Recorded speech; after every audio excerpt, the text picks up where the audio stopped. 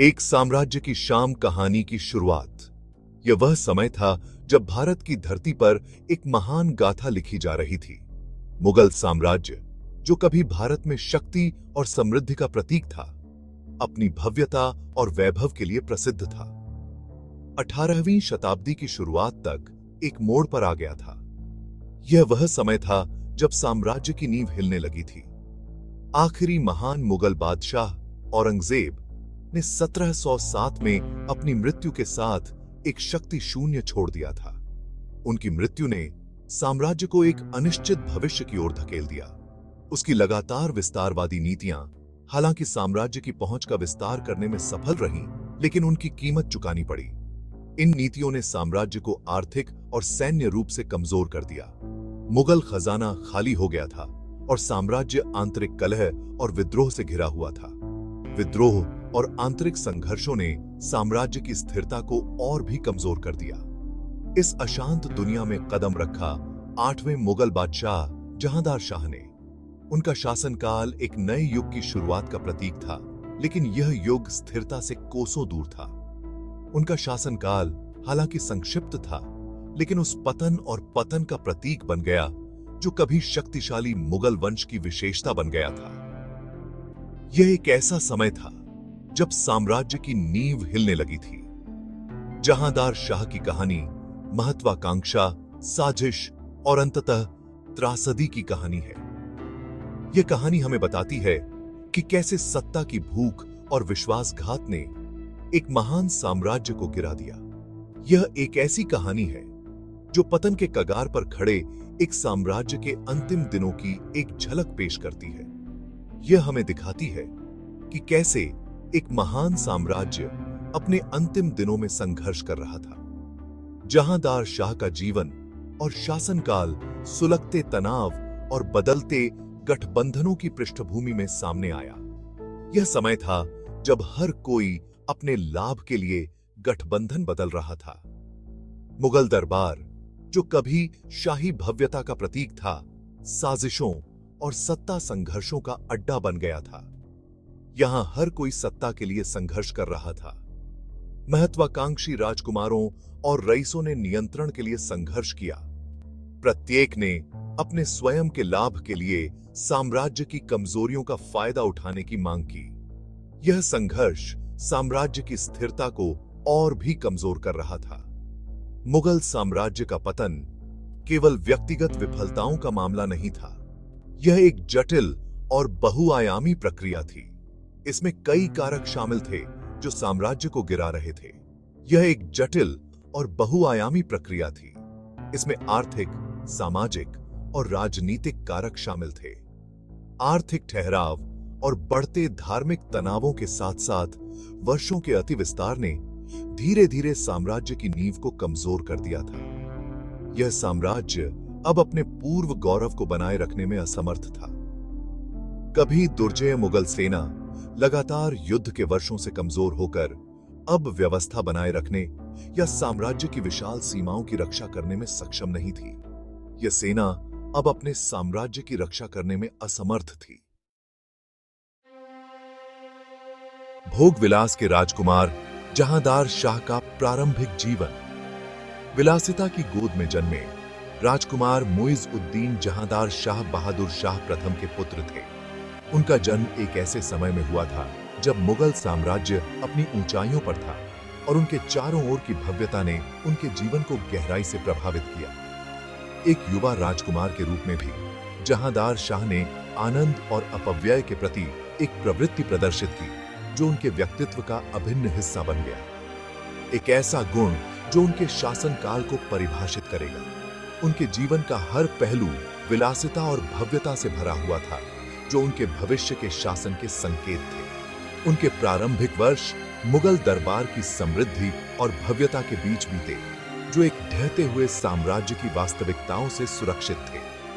सुरक्षा ने उन्हें वास्तविकता से दूर रखा और उन्हें एक काल्पनिक दुनिया में जीने दिया। मेरे दिन शानदार दावतों, संगीतमय प्रदर्शनों और खूबसूरत महिलाओं की संगति में बीतते थे। यह जीवन मुझे बहुत भाता था और मैंने कभी भी इसके बाहर की दुनिया के बारे में नहीं सोचा। जिम्मेदारी का भार मेरे लिए कोई मायने नहीं रखता था। मुझे केवल अपने आनंद और सुख की परवाह थी।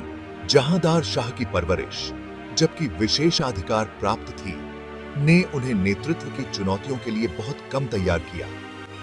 उनके पास शासन करने की क्षमता और ज्ञान की कमी थी। राज्य के मामलों की तुलना में उनकी रुचि सुख की खोज में अधिक थी। यह प्रवृत्ति उनके शासनकाल के दौरान भी जारी रही। मुगल दरबार में जहांदार शाह की फिजूल खर्ची और बदचलनी की कहानियां फुसफुसाते हुए सुनाई देती थी। दरबार के लोग उनके बारे में तरह तरह की बातें करते थे। कुछ ने उन्हें एक तुच्छ प्लेबॉय के रूप में खारिज कर दिया, जो शासन करने के लिए अयोग्य था। उनके इस रवैये ने उन्हें दरबार में कई दुश्मन बना दिए। हालांकि दूसरों ने उन्हें एक संभावित कठपुतली के रूप में देखा, एक ऐसा शासक जिसे अपनी महत्वाकांक्षाओं को पूरा करने के लिए आसानी से छेड़ा जा सकता था। यह विचार उनके चारों ओर के लोगों के लिए एक अवसर बन गए।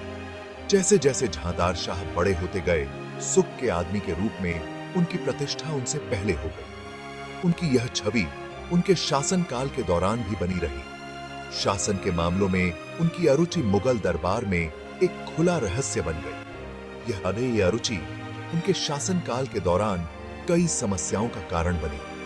हालांकि यह धारणा आने वाले वर्षों में वरदान और अभिशाप दोनों साबित होगी। उनके शासनकाल ने मुगल साम्राज्य के भविष्य को गहराई से प्रभावित किया।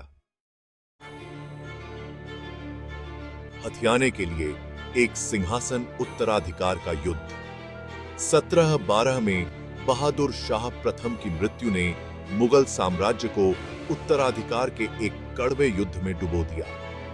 जहांदार शाह सहित बहादुर शाह के 4 बेटों ने तख्त पर अपना दावा ठोका। इसके बाद गहन राजनीतिक पैंतरेबाजी, सैन्य झड़पों और बदलते गठबंधनों का दौर आया, क्योंकि प्रत्येक भाई ने दूसरों को मात देने की कोशिश की। जहांदार शाह सैन्य अनुभव या राजनीतिक कौशल की कमी के बावजूद ने खुद को इस शक्ति संघर्ष के केंद्र में पाया। सिंहासन पर उनके दावे को मेरे जुल्फिकार खान सहित शक्तिशाली रईसों के समर्थन से बल मिला।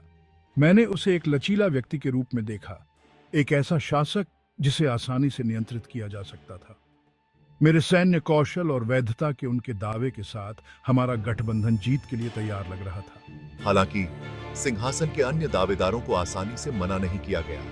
उत्तराधिकार का युद्ध महीनों तक चलता रहा, जिससे रक्तपात और अस्थिरता का सिलसिला चलता रहा। जहांदार शाह युद्ध की कठिनाइयों के आदी नहीं, मोटे तौर पर किनारे पर ही रहे, अपने सहयोगियों को अपने लिए लड़ने के लिए संतुष्ट थे।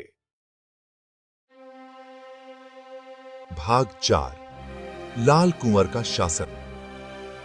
व्यापार से पहले आनंद एक क्रूर संघर्ष के बाद जहांदार शाह विजयी हुए 1713 में मुगल सिंहासन पर बैठे।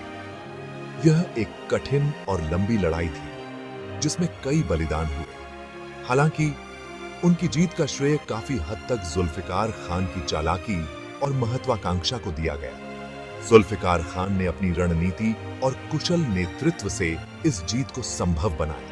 मैं अब बादशाह हूं, लेकिन राज्य के मामले वे इंतजार कर सकते हैं। मुझे पहले अपने आनंद का अनुभव करने दो। जहांदार शाह अपने स्वभाव के अनुसार अपने महत्वाकांक्षी वजीर के हाथों में राज्य के मामलों को छोड़कर जल्दी ही खुद को भोग विलास के जीवन में छोड़ दिया। उन्होंने अपने वजीर पर पूरी तरह से भरोसा किया और खुद को विलासिता में डुबो दिया। मेरे बादशाह, आइए संगीत और नृत्य का आनंद लें। यह समय है कि आप अपने कर्तव्यों से कुछ समय निकालें और आराम करें। दरबार के मामले बहुत थकाऊ होते हैं। ये सभी औपचारिकताएं और चर्चाएं मुझे उबाती हैं। जुल्फिकार खान, जो अब मुगल साम्राज्य के वास्तविक शासक थे, ने अपनी शक्ति को मजबूत करना शुरू कर दिया। उन्होंने अपने प्रभाव को बढ़ाने के लिए हर संभव प्रयास किया। उन्होंने अपने वफादार अनुयायियों को प्रशासन के भीतर महत्वपूर्ण पदों पर नियुक्त किया और अपने प्रतिद्वंद्वियों को बेरहमी से खत्म कर दिया। जुल्फिकार खान ने अपने विरोधियों को कोई मौका नहीं दिया। लाल कुंवर, तुम मेरी सबसे बड़ी खुशी हो। तुम्हारे बिना मेरा जीवन अधूरा है। जहांदार शाह अपने चारों ओर घूम रही राजनीतिक साजिशों से बेखबर अपने ही सुखों में मग्न रहे। उन्होंने अपने चारों ओर की साजिशों को नजरअंदाज कर दिया। जहांदार शाह के शासनकाल का केंद्र लाल कुंवर के प्रति उनका मोह था, जो एक पूर्व नर्तकी थी जिसे उन्होंने अपनी मुख्य पत्नी के पद पर पदोन्नत किया था। लाल कुंवर का प्रभाव दरबार में बढ़ता गया। मेरे बादशाह, आप मुझे शब्दों से परे सम्मानित करते हैं।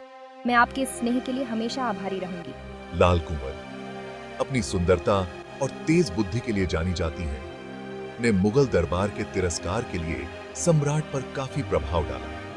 उनकी उपस्थिति ने दरबार में कई लोगों को असहज कर दिया। जहांदार शाह ने लाल कुंवर को भव्य उपहारों और उपाधियों से नवाजा, जिससे मुगल कुलीनों में नाराजगी और बढ़ गई। दरबार के कई लोग इस पक्षपात से नाराज थे।